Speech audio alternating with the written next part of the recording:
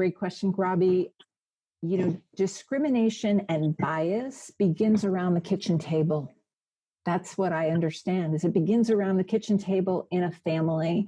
And the language that you hear, I'm a writer. I know the power of words, the written word and the spoken word, and how that can get ingrained. And that's how belief systems are created.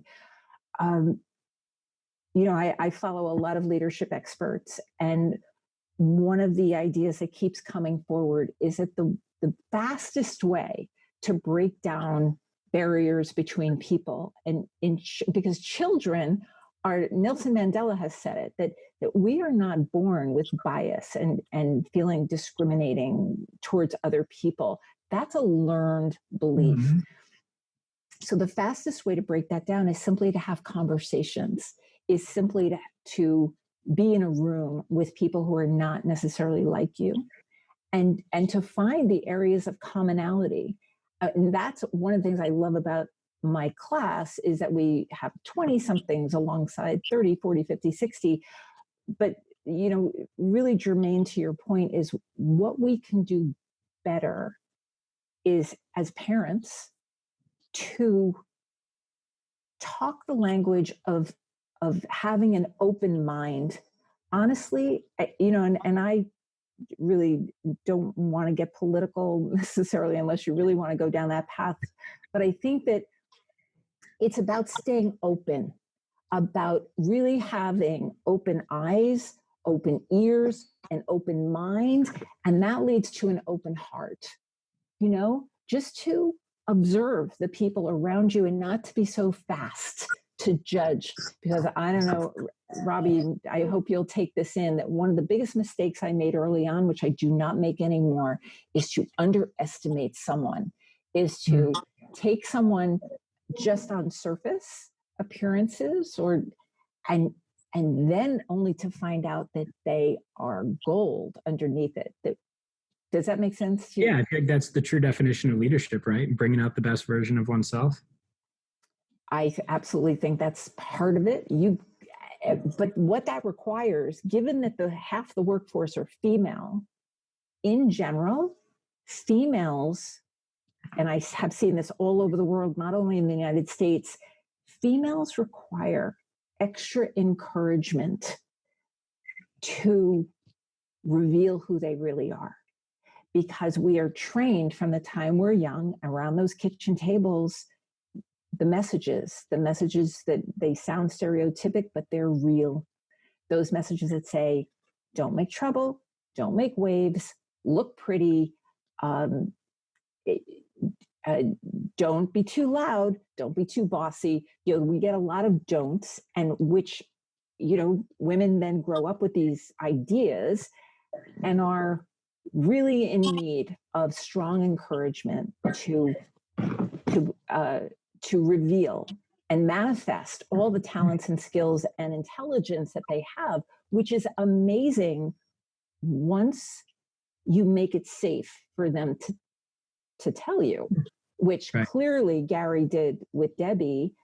But I believe that, based on what I know about their partnership, is that Debbie was already amazing when she came to my class. But what she told me is that what she got from being around me and other women and men who reflected back really how talented and skilled she is, that gives confidence, and that enabled her to go back to Gary and be even more of who she was, Yeah. Right. So hopefully that helps. But it's complicated, and it's a process for sure. So I get what you're saying. I mean, totally. And Robbie, what I've seen in my career is, I've got my between great friends in our businesses, women and men, and family members, right? That my daughters, my wife, Debbie, people I respect around, and my sisters, and I think about, man, they're as intelligent or more intelligent, many cases, or maybe most cases, than the men around them. But when you ask, okay, man, I got this position I need filled. I need somebody to take on this challenge. And a guy, myself included, will say, boy, you know what? I got 30% of that figured out. I'll take that. I'll take and run with that, right? And I'll use Debbie. And Debbie maybe more, not so much today. She takes stuff on a lot that many people wouldn't. But like my daughter Janelle has gotten better at this. My daughter Jordan, my wife also. If they don't think they know something 98%, they're probably not stepping in. They're like, gosh, you know what? Right. I think I could be good, but can I be great? I think I know 90, 95% of it, maybe 98%, but I don't know 100% of that. So I'm going to hold off, right? I feel like, women are more apt to hold off because they don't have 100% of the answers compared to a guy in many cases, like, myself included, where I'm just a little maybe overconfident sometimes. And I'm like, I got that. And I know I'm going to rely on other people to help me because I can't handle most of the stuff myself. So I know I can delegate stuff that I don't. And Gary, that comes from the way you were socialized when you were young, and you had shared with me about your dad, and you were empowered to go for it. Yeah. And so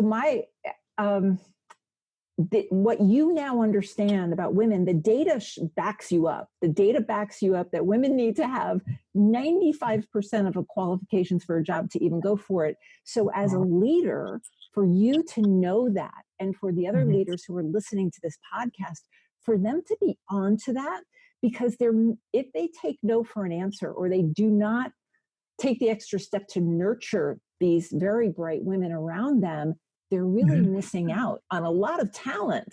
Absolutely. Can we see that? Really missing out. So that's why I am really eager to get in front of as many leaders as possible, most of whom are men, to reveal these kinds of ideas. Because in my new book, I'm absolutely writing a chapter about how women cannot be managed in the same way as men. Right. The same tactics do not work with each. If you want the best work out of each gender, it does serve leaders to pay some attention to what is effective. And they're not teaching that in business school. No. They're not teaching this. And so my dream, I'm going to just say it out loud, is that this book I'm writing is going to be on the required reading list at business school for MBA students. Because if they're not teaching it, they need to get it somewhere for young men like you, Robbie, for you to know what Gary just said to you is gold. For you to be onto that, like that's a real thing. So that when you're in the business world and you see a woman with potential, but she's not stepping forward necessarily, but somehow you think it's worth a conversation, that could be your next superstar. Yeah, and I would say there's a certain percentage of men that are very much the same as well, right? I know that there's a percentage of men that are that way, and there's a small percentage of women that are more like me as well, but just it's hard to come by. Small percentage is how they're raised, right? Yes. So I think there's a small percentage on both sides of the opposite. So it serves you, like you said, to keep an open mind, not judge a book by the cover, because boy, we get fooled so often when we do. And, my daughter, Janelle, I don't know if you know this, but, Debbie became, my wife has been an amazing mentor to my daughter. So she's like just a natural leader at anything she jumps into. But she's one also that didn't just jump into things unless people asked her, 3-4 times. Hey, Cheryl, I know you're smart enough. I know you work hard. I want you to be on this board. I want you to be, would you be on this hospital board? Would you help start this new organization that's nonprofit? And she would eventually say, yeah, I can help. And then she'd end up leading, not even understanding that she could lead. And so my daughters had seen that. But then Janelle in the workplace, my daughter that's now 30, in the workplace over the last 8 years, through all our businesses, she's been in all of them pretty much to understand all aspects of business. Probably, her being around Debbie was probably one of the best things for her. She's been around Debbie for the last few years a lot. And I guarantee you, a lot of her courage in business came from Debbie saying, hey, step up, make sure you tell them you can do that. Hey, raise your hand there, Janelle, right? So Janelle recently became the president of one of our companies, about a $40 million company. That's awesome. A national printing business, yeah. And she's doing an amazing job. And she's really, really showing great leadership courage and bounces things off of me and other leaders in our organization here and there. But boy, she's kind of leading on her own in a way stronger than I ever imagined. But I think it was, being around, being raised by my wife more than me, as far as a strong woman, but then also Debbie, my executive assistant, who's been, pushing her and actually Yeah. just kind of nudge her along sometimes when she probably wouldn't have stepped up. So it's really cool. Well, role models, what you're talking about is role models. And Yeah, but one of my favorite quotes is, you cannot be it if you can't see it.